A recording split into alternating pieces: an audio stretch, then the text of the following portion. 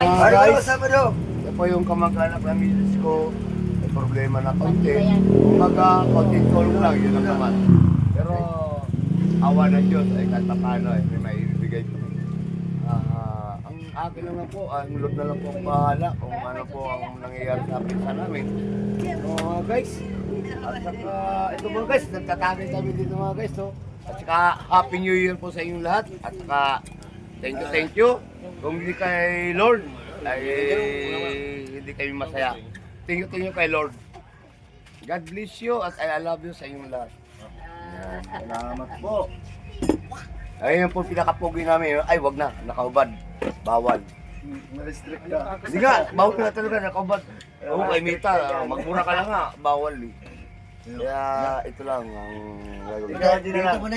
Isa pa pogi. Ito, pinakapogi kong pamangkin. Ayan. Yan, naka-side view. Ayaw magpakita sa picture. Ayaw magpakita sa camera. Tama.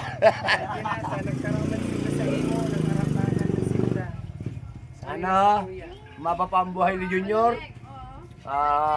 Ang panalangin ko, Lord, pabahay mo pabuhay ni Pinsan Junior. Ikaw yung may alam ng buhay niya.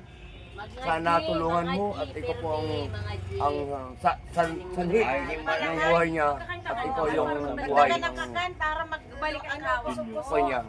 I love you mga guys. Thank you, I love you. Hanggang dito na lang.